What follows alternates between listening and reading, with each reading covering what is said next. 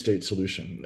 What we envisage, what we are advocating for, as was done in the past, is the establishment of a Palestinian state alongside Israel. So Israel would continue to be a state and Palestine would emerge as a state with a border based on and closely hewing to the 1967 line, with Jerusalem as the capital of both states. In all of those respects, it's very much like the conventional approach to a two-state solution that has been the focus of discussion for years. So how is it different? It's different in four main ways. The first way is that we start from the recognition that when we talk about Israel and Palestine, that we're referring to the same place, that what we share is an attachment to a common homeland. And so when Palestinians wear, as so many of us do, necklaces that have a map of the place that they're attached to, as I do here, it's not a necklace of the West Bank and Gaza Strip. My family comes from Jaffa, which is inside what's now Israel proper. And we have a very old history in that place. And those of us in the Land for All know that for many Israelis and Jews, there is a similar feeling that the starting point of Jewish history is not the coastal plain where Tel Aviv is. It's instead in the West Bank, or what some Jews refer to as Judea and Samaria. And so we begin from a recognition of something that very often in the past has been suppressed, is this common attachment that we've got to the length and breadth of this space. But we don't just honor that in sort of esoteric terms. It also has a practical dimension. And so the second point that is at the center of our vision is the goal, which we realize wouldn't be implemented overnight. We realize it's something that would have to be implemented gradually with due attention to addressing the security of both peoples and due attention to also preventing things like economic dislocation.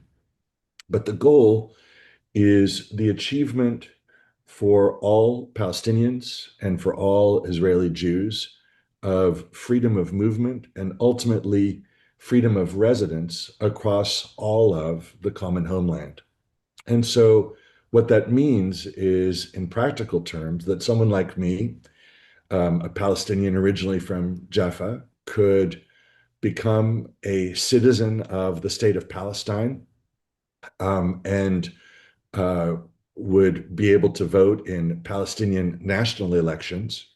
But I could also become a permanent resident of the state of Israel and live in the city that my family originally hails from. And while I would not, in that status, be able to vote for the Knesset, I would vote, as I said, for the Palestinian parliament. And I would also be able to participate in municipal life in Jaffa, whether it's separated from or connected to the larger municipality of Tel Aviv. So the second key distinction, freedom of movement and residence, is linked to the third key distinction, which is a delinking of citizenship and residency. Now, that delinking doesn't apply to Palestinian citizens of Israel who are already citizens of Israel, recognizing that they already live in their homeland and in communities that are part of the fabric of Israeli life. And there's no expectation that they would be denationalized as part of this. And then the final distinction, the fourth distinction, is that we recognize that a regime of this kind, a framework of this kind, can't work unless there is a robust layer of institutions that enable Palestinians and Israelis cooperatively to address a full array of matters of common interest. And that includes things like security. It includes things like healthcare. It includes things like climate change adaptation, dealing with water issues. The fact of the matter is that in a space that is as small as Israel-Palestine is, it is incredibly difficult to identify issues that don't implicate common concerns. And for that reason, while we think and we advocate for two states that each will be able to realize two people's rights to self-determination, what we recognize is that that will need to be implemented in a way that provides for really deep cooperation and even in some situations, harmonization and integration between the two systems. So between two states and one state in a manner that's meant to promote the rights of everyone who lives on our common homeland. Wonderful, thank you. I want to come back to some of the points that you made, but first I want to ask, I think Rav Chaim has things he wants to add, and I would love for you to share a little bit more about your personal connection and involvement. People want me to stand, is that it? Yeah.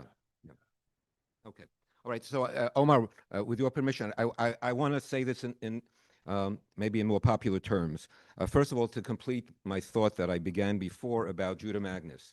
So in the 40s, when partition was being considered, so Magnus was part of a group. He was president of the Hebrew University and part of a group called Brit Shalom. And with the Covenant of Peace, a lot of professors, or a group of professors from the Hebrew University were the founders of this Brit Shalom. It included some literary figures. Unfortunately, and there were some Arab Palestinians involved, but there wasn't enough of a movement. It was a type of intellectual movement, but that's not the subject. The point was the article that he wrote, and I think it's very telling. Asur, the title was Asur levater et haaretz. It's prohibited to split the land. Very interesting idea. What he meant was, as Omar said, the land has integrity. All the people who live there have connections to every part of that land. It's a primary a recognition, and maybe a new awareness for many of us. One of the things that influenced me, that inspired me to get involved, was an interview with Michal Fruman, the daughter of Rabbi Menachem Fruman, who was the rabbi of Tekoa, of a settlement, right? And who made overtures to the local Palestinians and who realized that there's a reality here that needs to be addressed. Michal was stabbed by a Palestinian while carrying a child. Both, thank God, survived. And Michal said to the interviewer the following: when I tell my Arab neighbor that I understand that he loves the land like I love the land, and that he has rights to this land like I have rights to this land, then all the hostility fades away, melts away. When I heard that, I knew this was something very different. A land for all. Right? It's a partnership. It's not about divorce. Amos always spoke about peace as a divorce, right? Because the only way we'll have peace if we separate the peoples. This is a recognition there can't be separation. That's the difference here. It's not going to happen that way, right? The settlers aren't going to be moved. That is, all hundreds of thousands of those settlers aren't going to, and even if it's 100,000 settlers, right? Even, I mean, can you imagine moving 100,000? How many did they have to move out of Gaza? How many were there? 8,000? Right? I mean, think about so no one's moving readily. Maybe people on their own might feel that they don't want to live in Palestine or whatever. But we want a partnership, we want equality, and we want open borders. Ultimately, that's part of the vision. The other points that I wanted to make, let me make sure that I cover them. What Omar spoke about, interestingly enough, when Palestinians might choose to live in what is the statutory state of Israel. So what's being addressed? What issue is being addressed that has never been addressed before? Microphone, please. That we have to say, in other words, those words are treif. Microphone, please. Those words are treif. But maybe we have to say them. In other words, there's a way of facilitating some degree of return. That will happen, by the way, not not with a throng of people sort of rushing across the border to return, but there will be a deliberation and a process. I don't have all the details, but that's, in other words, these are things that have been considered by the founders of A Land for All in very serious way, and there will be a way of strategically and proportionally adjusting the populations through, as I said, through a process. And I mentioned before that one of the differences, settlers will not have to leave if they don't want to. In fact, once this Eretz L'Kulam, this A Land for All plan is implemented, the settlers will no longer be settlers. They'll be legal residents. So they won't have a stigma of being foreigners who don't belong. Now, are we ready for that yet? No, but can we work towards that? I think we must. It's not a matter of can we. We must work towards that. And one of the distinctive features of A Land for All is that it's a grassroots movement. It needs some political involvement, but as of this point, no major political figure has stood up to publicly promote this idea. But, and we can, and maybe Omar can help us out. I don't know where he is, but with some data, for some data as to the nature of support for this plan. Who supports this among the Jews? Who supports this among the Palestinians? Right there, the last time that I asked Dalia Schindlin, who is a journalist, a political scientist, and a pollster, indicated that about 20% of Jews and 20% of Palestinians actually support this idea. That's great. In other words, this is not this movement hasn't caught on yet, not yet, but we need to move gradually, influencing people through meetings of this sort, getting the word out, which I will talk about in a minute. How did I get involved? I got involved because I was a few years, this goes back a few years, when the last time that we heard from Netanyahu rumblings about annexation. So I called my friend Rabbi Matalon, and I said, Roli, what are we doing about annexation? So we said, all right, let's talk to Peter. So I called Peter Beinart, and I said, what are we doing about annexation? So he said, I'm writing an article. I said, okay. But then the article came out, and the article said, and at least the version that was printed in the New York Times, said, I no longer need a Jewish state. And I felt like, you know, a knife had been driven into my, I don't know, my heart or my back somewhere. I don't want to be too dramatic, but I did feel that way. And because that's not the way I felt to move forward to resolution, that is abandoning Israel and the Jewish state. So what could be done? So Roli said to me, Chaim, have you read Rabbi Art Green's open letter to Peter Beinart? I said, no. So he sent it to me, and I read it. And Art, who spends about 6 months in Israel every year, wrote about attending meetings of a group called A Land for All, which I had heard about some years before, and I thought this was a crazy idea. Who's going to agree to this? A confederation, open borders. And I realized, you know what? We're ready for it. Now we need to be able to talk about it. And I got on the phone, and I called everybody that I knew who might be interested. People of academics. I called Michael Walzer, of course, who had been interested. Bernie Avishai had written an article about Confederation, spoke to Yossi Balin, who was involved, and a range of other people, academic Mark Gopin, who has been involved in religious peace work all over the Middle East, by the way. You should read Gopin's work, and you should know about him. He teaches conflict resolution at George Mason University. Really important, an ordained Yeshiva University rabbi who's a major figure in conflict resolution in the Middle East, and who's written a number of works about how to bring people, how to teach people, how to give people permission to cross boundaries. That's what we're talking about. We're talking about crossing boundaries and meeting one another, because the people on the ground want to live with one another. They don't want to die with one another. And we need to be the support group to allow this to move forward. So the idea is to get some juice behind the idea of a land for all. So people are talking about this as a possibility. You'll hear some more. I'm going to stop now about international recognition. There is some very significant international recognition of the importance of this program. To be continued. Thank you.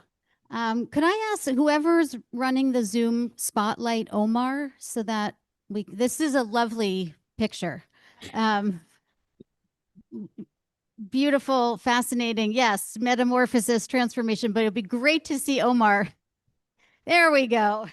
Okay. Thank you. Thank you very much. So Omar, I want to pick up on, you alluded to this, and Chaim, you spoke about this quite a bit, that the focus is on relationships and building relationships and people knowing one another to be able to work together and to live together. So what does that look like right now in terms of how the organization functions? How has that changed? Has that changed post October 7th? And how do you experience, where are the challenges? Where are the hurdles from people who have been taught, Israelis and Palestinians, many of whom have been taught for decades that the other is the enemy? Such an important question. Let me say a few things. So I have been involved in a land for all for just a few years. I'm a relative short timer compared to some of the folks who began their involvement in discussions between Palestinians and Israeli Jews back in the 2012-2013 period. So this is a long conversation that's happened over a long period of time. And having said that, it was only fairly recently that we established a joint board of equal number of Palestinians and Israelis that would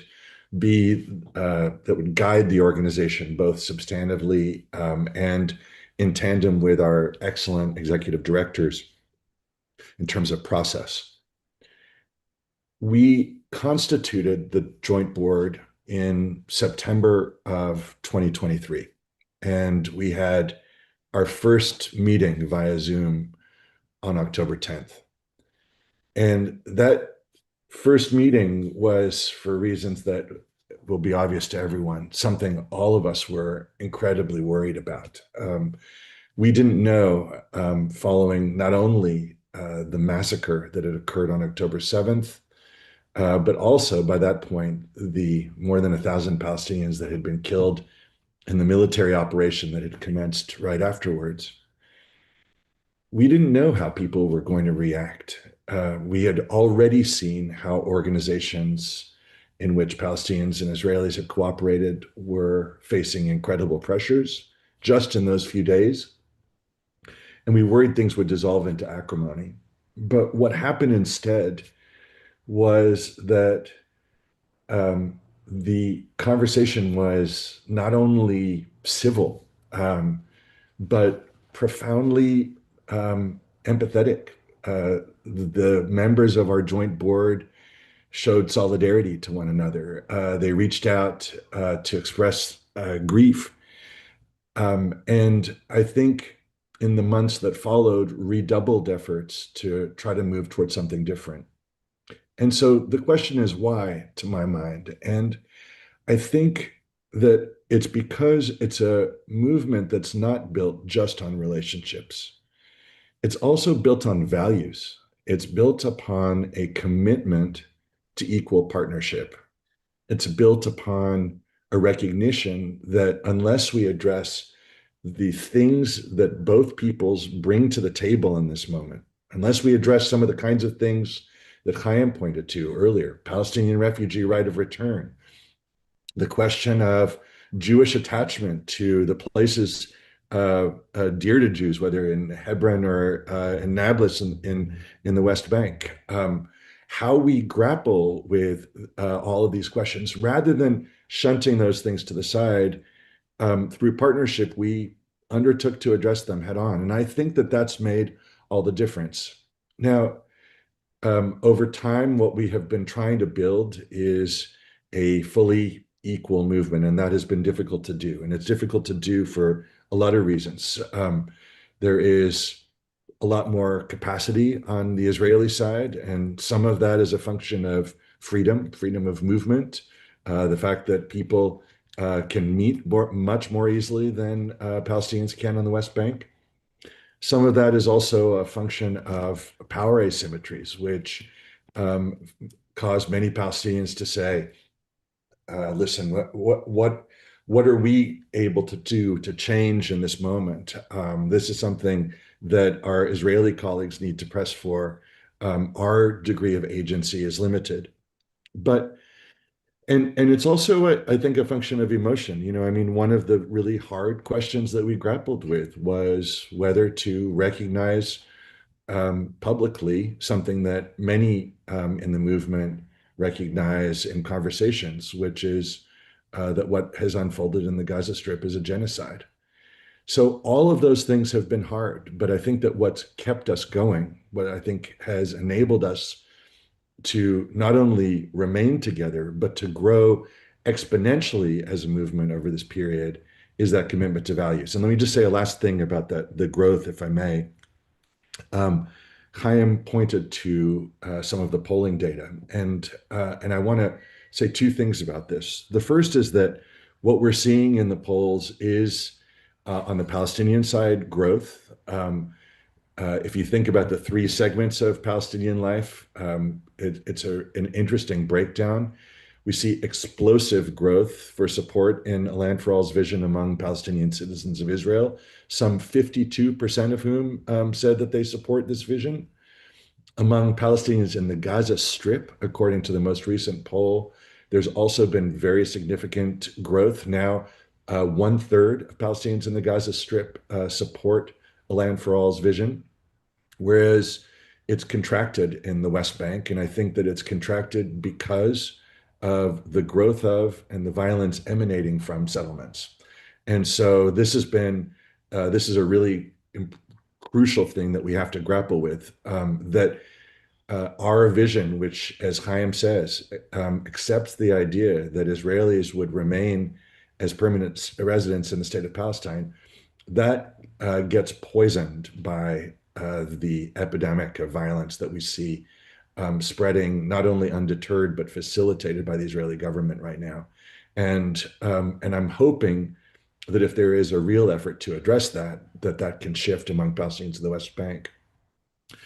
But the other thing I want to say, and this is really the last thing I'll say on this front about the polling, is that the polling doesn't fully capture the levels of enthusiasm. What I have seen is that even though support for this vision among Israelis has dipped a little bit since October 7th at the macro level, the enthusiasm of those who have reached out to us has been extraordinary. And so thousands and thousands of people come to our events, sign on to our website, give.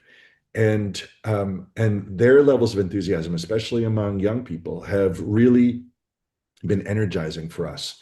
And so that's a dynamic that I think can grow, and particularly because it's what we offer in an incredibly bleak landscape is the possibility of hope. Beautiful. Thank you. I do want to stay with the sort of the polling, how it seems to be, not a majority of support in any of the populations, but growing, as you said, and the vision is beautiful, and I'm sure there would be kinks to work out, but seems very practical as well. And yet Chaim mentioned that there has been no political support for this, not one political leader who has supported the organization and its vision. So why do you think that is, and what needs to be done to move what will clearly be an essential part of making this vision happen? I'll give that to both of you. Omar, if you want to start. Maybe and then Chaim, do you want to go first, and then I'm happy to jump in. All right. So if you allow me to sit, is that okay? Okay. All right. That'll be easier for me. All right. So when I do want to say something about this moment, because people ask me, is this realistic? given the alienation and the hostility that's emerged over the last number of years, and the fact that the situation seems to be worsening. So there is an old principle articulated in various forms, but I like the Hasidic formulation that I quote is hara kisei latov. Evil is the throne of good. When you reach the bottom, and when you think that things can't get any worse, that's a moment where you can start anew. There's an opportunity here. And I think people feel this opportunity. They feel desperate. What can we do to end the killing? And we have to ask ourselves. There are other issues that I'm going to raise later on, but in terms of this, this panel, how can we move to another mindset? Now, the people who have moved the thinking in the past have been have started out with small groups of people who work slowly and who work with patience and deliberately to change people's minds, to influence them, and to move from one group to the next. A number of months ago, I was exercising. I've been transformed from yeshiva bacha to a gym person. All right? So I had my heart drove me there. So I have to do some tikkun, some repair. So I'm listening to an interview with Mary Hind. Mary Hind was one of the chief negotiators of the Good Friday Agreement. She had just been to Israel. And the question was, are you hopeful? Because this is really the question. How can we build this? How can we do this? People hate one another. We've killed one another, right? We're scared of one another, right? The populations. We're all talking about security. We need to be sort of protected from one another. So she said that the way we built the peace movement in Ireland was through civil society. I've just been to Israel, she said, and civil society is resilient. Omar is reporting to us about young groups of Palestinians. I think we have activism on the part of civil society. It needs to be built, and people need patience. It's not going to come, I mean, I don't see, ex cathedra, some pronouncement coming out from the chief candidate for the prime minister, next prime minister, making an announcement in support of Eretz L'Kulam.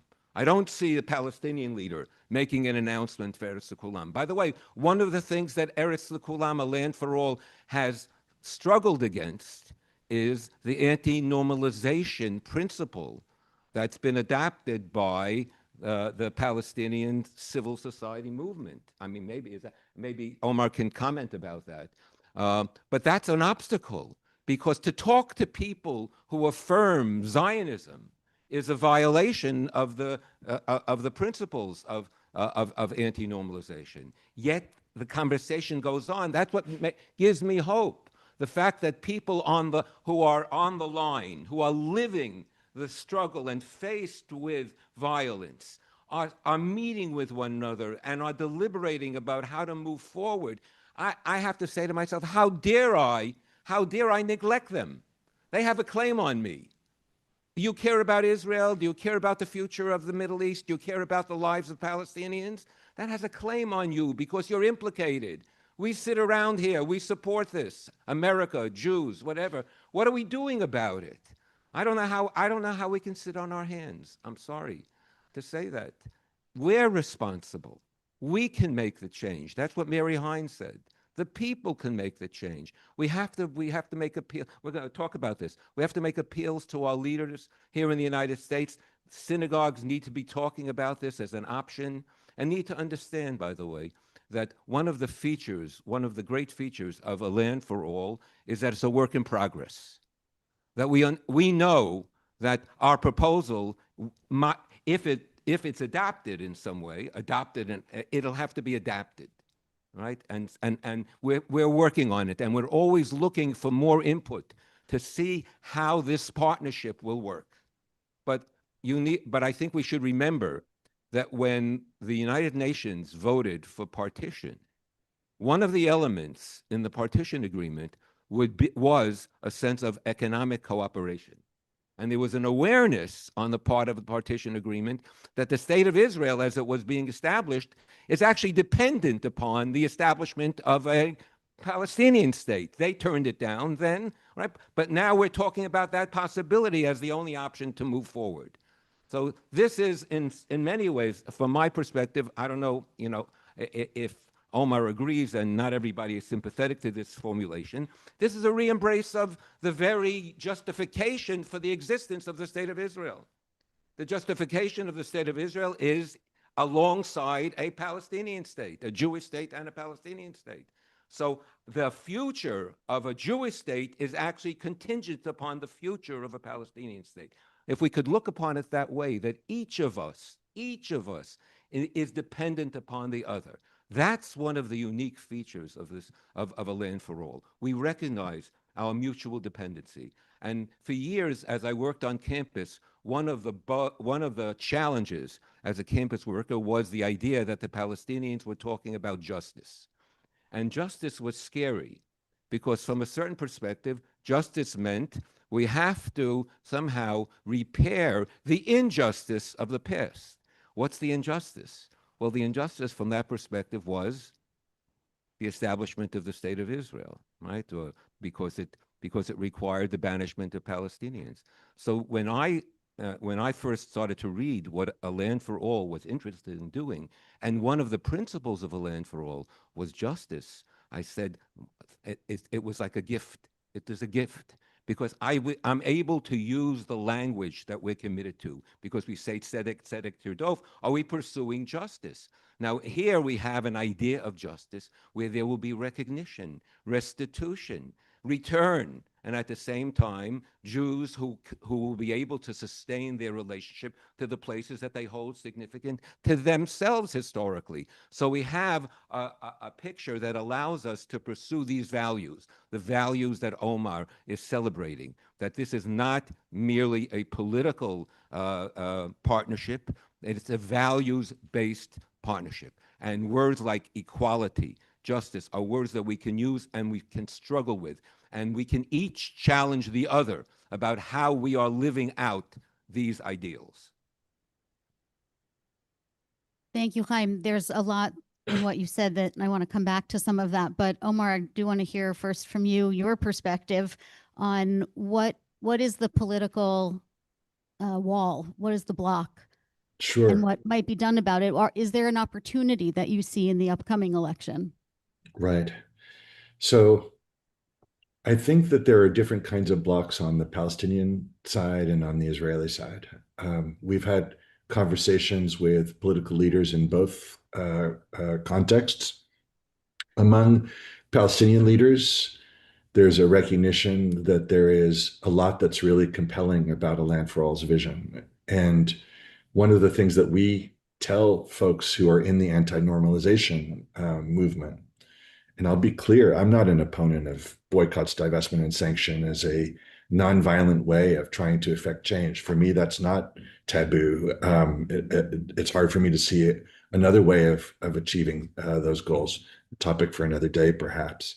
But what I think is really crucial for us to communicate, and we do try to communicate with Palestinians, is that what we're trying to do is the opposite of normalize the occupation. What we're trying to do is to end the occupation, to achieve equality for Palestinian citizens of Israel, to achieve refugee return. And we convey this to Palestinian leaders saying, the vision that we are advocating for, the vision that we have thousands of Israelis advocating for, is one that would achieve all of Palestinians' goals. And what they tell us is, listen, what you're saying is very compelling and in a way very practical, but what you're asking for us to do is to green light settlements. And that might be something that we do in the context of a negotiation, that we would try to reach an accommodation with regard to the settlements. But for us now, in view of the fact that these are illegal under international law, to say,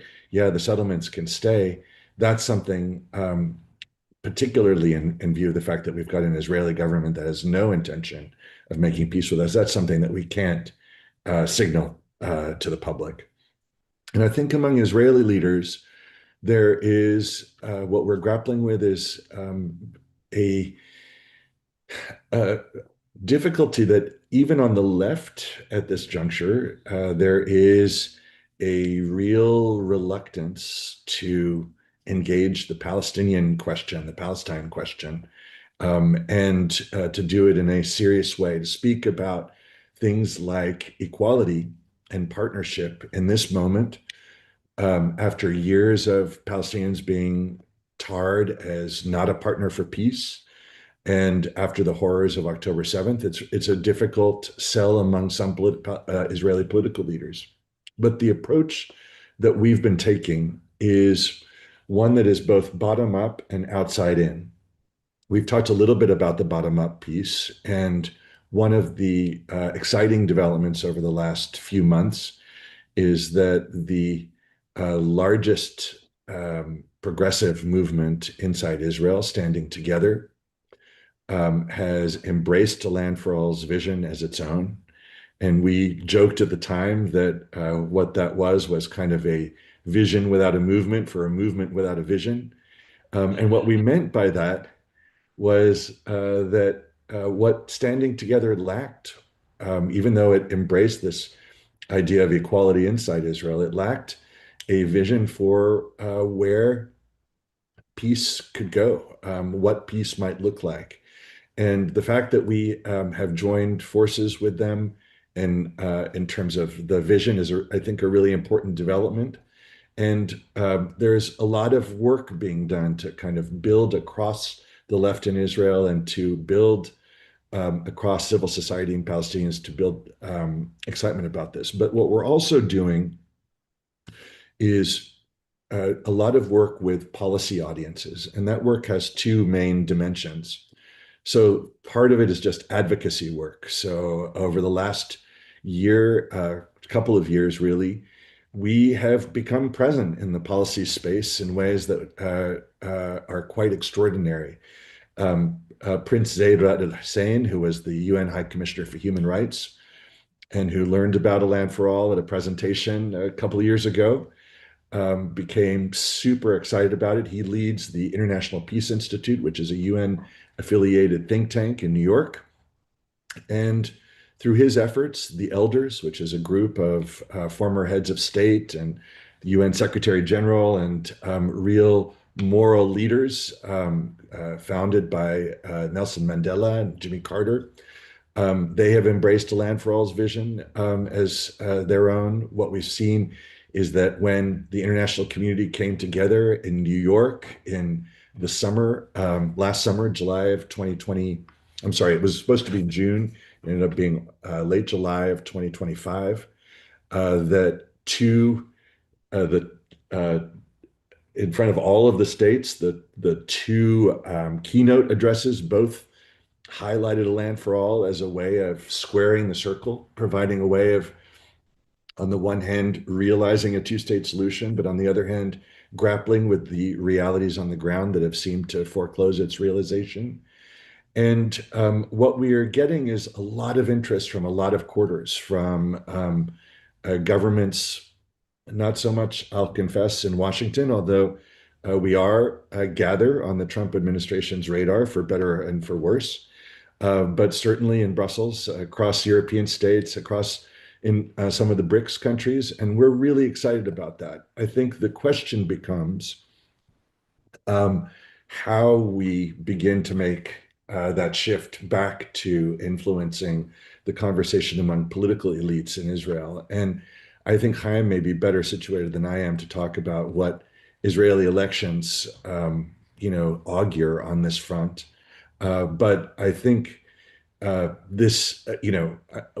I'm waiting to see is to what extent the Iran conflict yields political change or creates an opening for political change both in the United States and in Israel. And my assumption, I'll be honest, is that it's going to be as much of a failure as our regime change operations in other contexts have been, and that will, to Chaim's point about evil being a throne for the good, perhaps open up possibilities but we'll see. It's early days yet.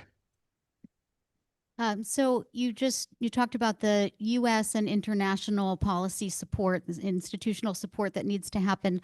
I'd love to hear from both of you about diaspora Palestinians and diaspora Jews, and specifically American. What's the role for the diaspora Palestinian and Jewish communities in moving this vision forward? You mentioned a few things, Chaim, but please elaborate. So two just brief points. One is that you hear in some of Omar's comments that a model for the Confederation proposal might be the European Union, or what was achieved in Ireland. I mean, there are models of trying to work out cooperation between populations that have been formerly hostile populations and work out some resolutions. So this is not just pie in the sky. There are people on the ground who have thought very hard about how this can be achieved. And the second point I wanted to make about a land for all is that I participate in this. I'm not speaking for everyone, but I participate in this effort as an unabashed Zionist. And I have no, and nobody says to me that that's illegitimate, that it doesn't belong. And I think that's really important in terms of work moving forward. In other words, we have to have that is both Palestinians and Jews have to move forward in this movement with a sense of self-confidence, that their sense of self isn't being compromised by the pursuit of peace. And that peace doesn't demand that we have to somehow knock out an essential feature of something that we're committed to. That we can move forward based on our principles, our dreams, and somehow that our dreams can meld because we understand the value of living life together. What we can do as American Jews, I think, first and foremost, apart from giving opportunities for representatives from A Land for All to speak, and we haven't mentioned who, when we talk about representatives, in addition to Omar, we are sort of the lay members. There's a professional staff, and A Land for All is led by Mai Pundak and by Rula Hardal. Let me tell you a moment about the two of them. Mai is the daughter of Ron Pundak, who negotiated Oslo. Very committed. She works for the New Israel Fund. She's a lawyer. She is a dynamo. Rula is a professor of political science at Birzeit University, lives in Ramallah, and is a fellow at the Hartman Institute. All right, Rula, who works for Land for All, with by the way, not insignificant sort of pushback from this fact, works with and in a Zionist institution, whatever her own particular misgivings. But that's the way in which we all are operating. There are difficulties. As I said before, we have to cross lines, and sometimes in crossing lines, we're pushed a little bit, and it's uncomfortable. But the only way that we can move forward is by experiencing and owning that discomfort. What should we do? And maybe this is just old hat, because I've been talking about this for, I don't know how many years, at least 40 years. Right? We have to oppose the occupation. I mean, it's as basic as that. We haven't gotten to the point where we talk about we want to have peace, and Jews want peace, and Israel wants peace. But nobody says that we need to end the occupation. I'll tell you the story. Our students at UCLA were going to campus to promote a two-state solution. So I said to them, oh, you want a two-state solution? So why don't you make a sign, end the occupation? No, we can't say that. Why can't we say that? Because that's giving some reward to the enemy if we say we want to end the occupation. But that word, how many people hear that word being mentioned in their synagogues? How many rabbis talk? All right. How many rabbis talk about that? But we can't move forward unless we recognize how we've compromised both our Jewish principles, how we've compromised our responsibility towards others in the occupation in terms of what it means. My friends, I mean, I think you know this already. There's no such thing as a benign occupation. In 1967, they told us, it'll be okay. And then in 1977, we'll go on. Status quo. We thought we could just manage it. You can't manage it. The people feel it. They know that they are under our boot. Sorry for the image. but that's what we've achieved, and it's a stain on our community that we have allowed this to grow and fester, and it's not stopping. We can, I think we can. We have the ability to push to stop it, and or at least to make our voices heard, and to say it in a way following. Okay, I'll tell you my formulation, because I had this conversation. Right. Right. Okay. No, I had this conversation with the leaders of If Not Now. If Not Now wanted the Jewish Federation to come out publicly in opposition to the occupation. So I said to the leader, particular person, I know them well, that can you say to the Jewish community, you want to end the occupation because you care about the survival of the state of Israel? And I was told, no, I can't say that because there are members of If Not Now who don't care about the survival of the state of Israel as a Jew, so whatever. All right, but we can say that. We want to end the occupation because it's the only way that we can address and express our care and our concern for the survival of the state of Israel as a democratic Jewish state. And that's in other words, you care about Israel, and I think we have to be more aggressive.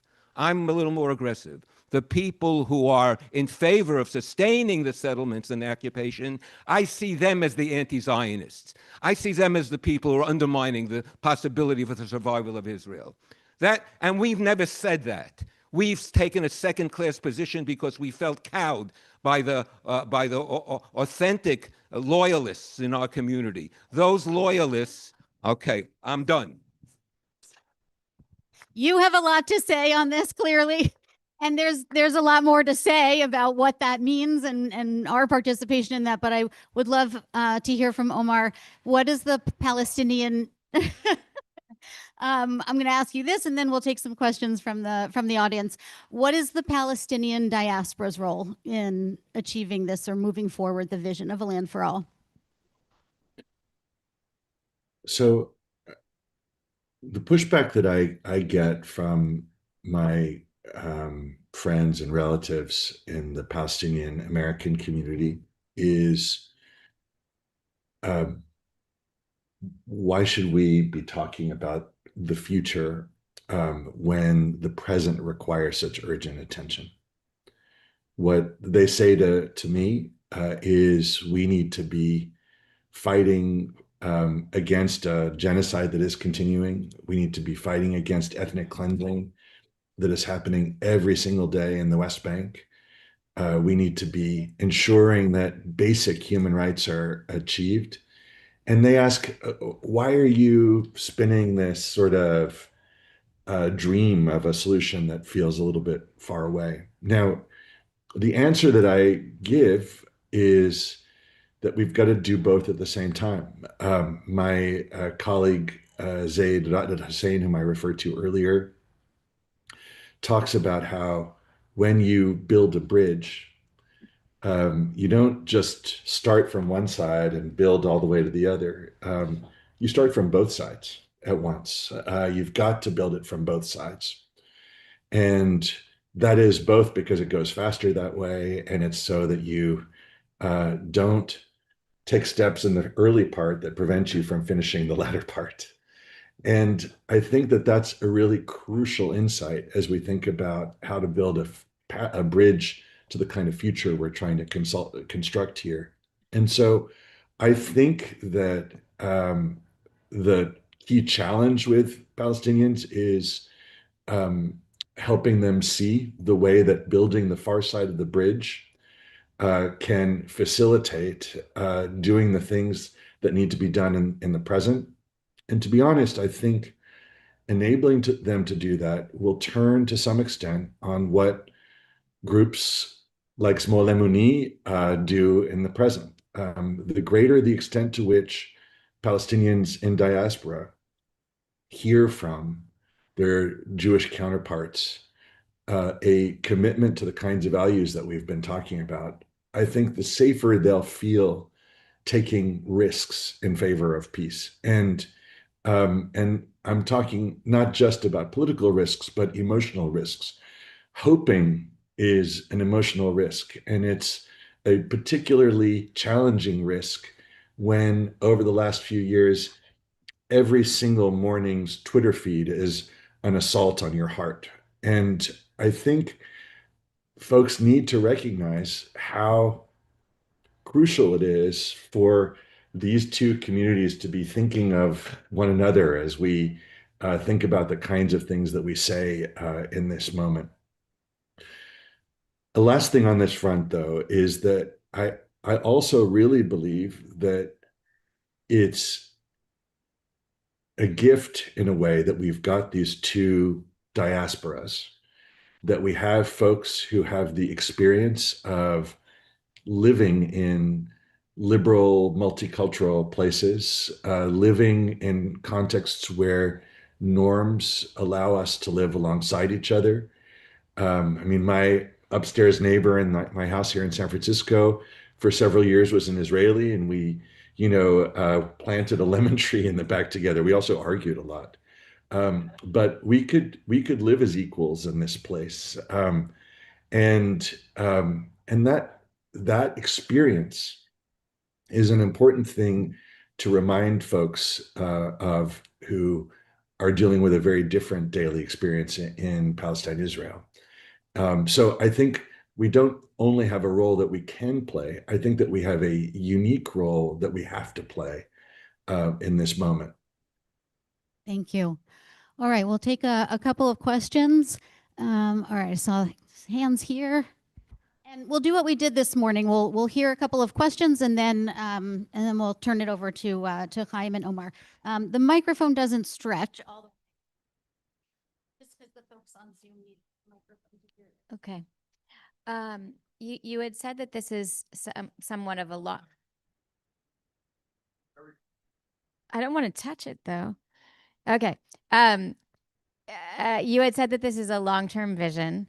I'm curious what the practical intermediate steps would be on the way to achieving that, because it seems like there's sort of a line between the moment when there isn't freedom of movement to the moment when there is freedom of movement, and how would you introduce that slowly? Great. Yeah, it's a good question. We're gonna take Take one or two multiple more questions questions, first? and Okay. then Yeah, yes. yeah. Okay, so come on up.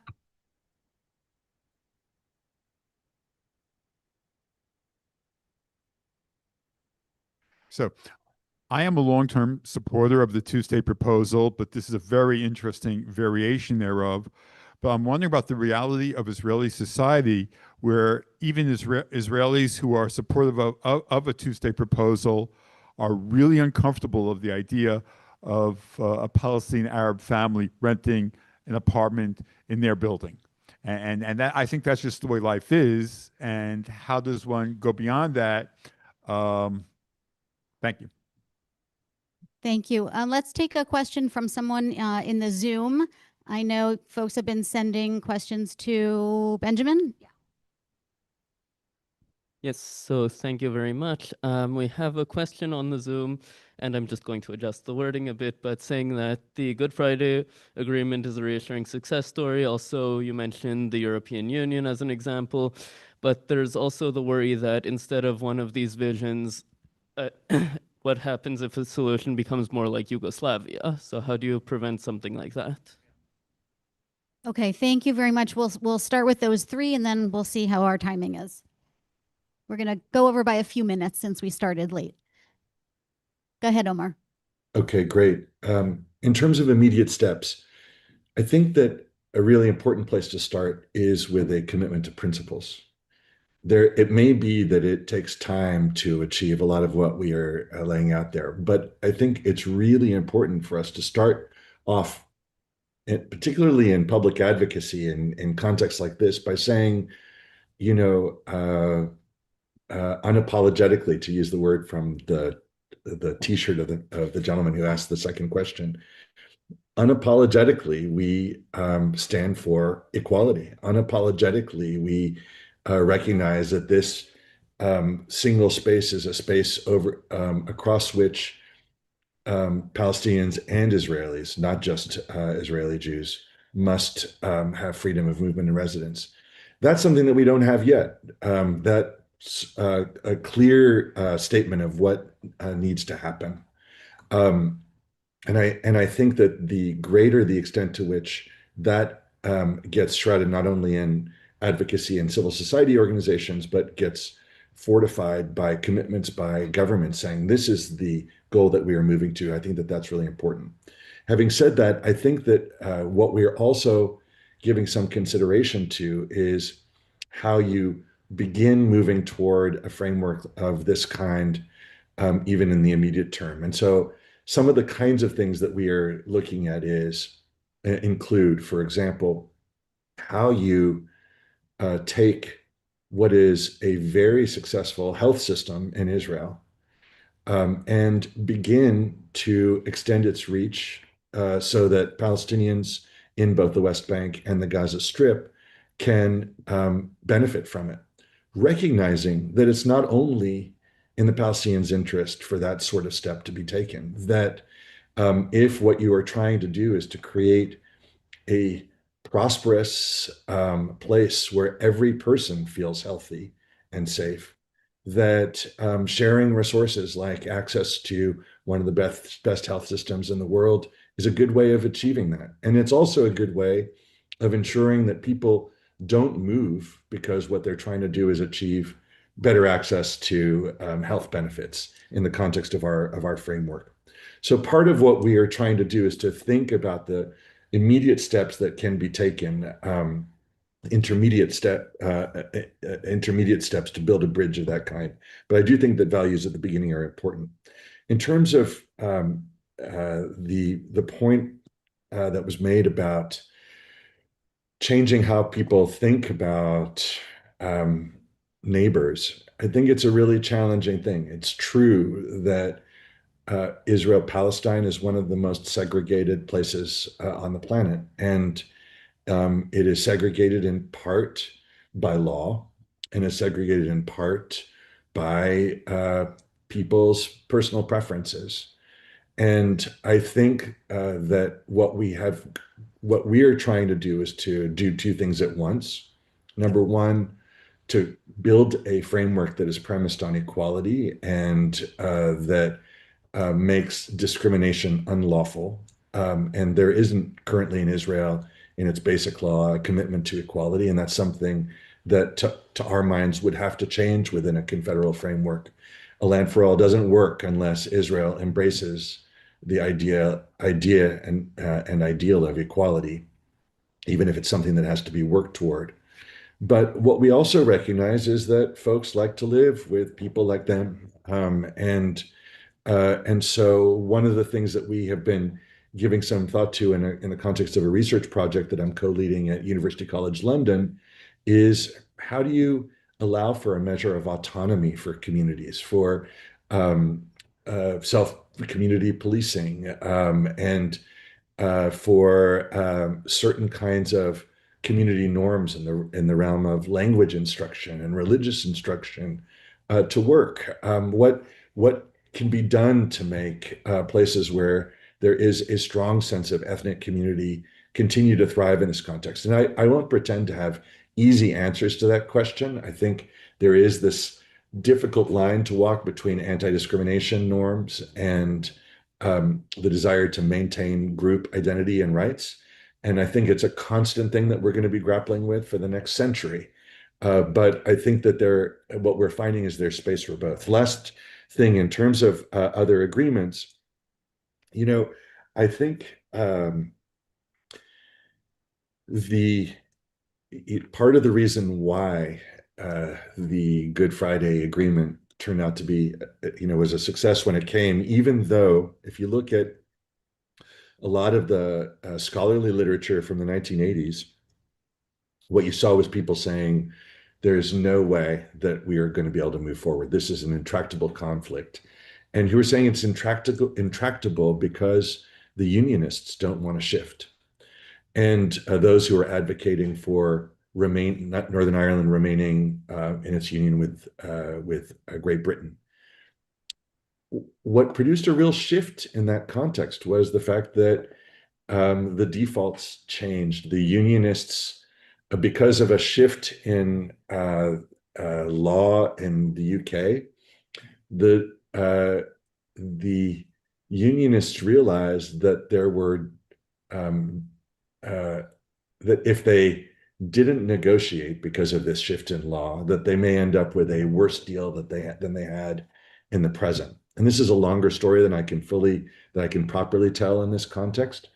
But the point that I'm trying to make is that what we've got to do is to shift incentives. And that means difficult things. This brings me back to that point about boycotts, divestment, and sanctions. I think unless Israelis understand that the costs of the status quo are too much or more than they are willing to bear, it's going to be very, very difficult to change it. Now, I'd also say that, and this is, I promise the last thing I'll say on this front, that Yugoslavia descended into tragedy because they're not only because of the opportunism of ultra nationalists, but because the framework for accommodating diversity shifted in the wake of the fall of the Soviet Union and the fall of the Iron Curtain more broadly. I think on the one hand, like, we should note that Dayton, as imperfect of an agreement as it is, was really, really transformative. And even though it's imperfect, it's produced, there's very little violence in Yugoslavia between ethnic groups, and that's an achievement, even if it's not complete. But importantly, what no one is advocating in A Land for All is a suspension of skepticism or for Israeli Jews or Palestinians, for that matter, to simply put their fate in the other's hands. What we're talking about is the creation of a set of institutions with also third-party roles to ensure that rules actually get preserved, that both Palestinians and Israelis can trust. And we recognize that making that work requires implementing things gradually and carefully over time. Thank you, Omar. So just in terms of the upcoming election, someone mentioned this, keep your eye on Yair Golan and listen to what he's saying. You'll sometimes be surprised. And but this movement, the Demokratia movement, is an interesting, I think, an important development that we need to be aware of. As well as, by the way, the fact that the Arab parties are trying to unite. I mean, we don't know what's going to happen. The problem, of course, is if this, and I hate to use this term in this way, the war succeeds, that's going to be very good for Bibi. So, you know, what's going to happen? I don't know. But let me say something in response to the question both about Yugoslavia and the lack of trust, which is underlying the questions that we've heard. Number one, I think many of you know that I don't know whether I'm exaggerating here, but 50% of the Israeli medical field is now in the hands of Israeli Arabs, Palestinians. 25% of the students at the Technion are Palestinians. Now, I ask myself, despite the fact that Omar is correct about segregated lifestyles, something's happened. And the question is that the Palestinians living within Israel seem to have been able to work out a modus vivendi with Jews. The people living on the West Bank and Gaza are the cousins or brothers and sisters of the people who are living in the state of Israel. Why can't we work it out with them? Why should we see it as an obstacle? And I want to tell you something, what you can do to help maybe work this out. You know, there's a law on the books called the nation-state law. Maybe that law should be repealed because it's a law that makes Palestinians second-class citizens. It makes Arabic was once an official language. It's no longer an official language. Things can be changed. Small things can be changed. We can say something about that. It's embarrassing to me that people who live in this country aren't considered to be full citizens of that country, and that's a country that Jews are promoting, and we haven't given really recognized full citizenship for all the people who dwell there. And if you want to do something to and have a reminder of the fact that you need to act every day, do yourselves a favor and hang up the Israeli Declaration of Independence in your home and look at it every day. And look at the paragraph that says that we're going to work towards achieving equality of citizenship and freedom of this and freedom of that in the spirit of the prophets of Israel. And just ask yourself, how are we doing today about fulfilling the spirit of the prophets of Israel? Because that's the judgment, that's the standard that we should hold. It's not the standard that anybody's imposing upon us. It's the standard that we set as a determinant of what is fulfilling about the value of achieving a Jewish state. So within our own tradition, I'm trying to give an answer from within the Jewish community, what we need to be able to do. The mechanisms are there. We need to remind ourselves, we need to be active, and we can no longer stand idly by and sit on our hands. I invite you to join with us in this sort of what I would call the loyal opposition, because we're loyal to a future for both peoples. Both peoples are depending upon you.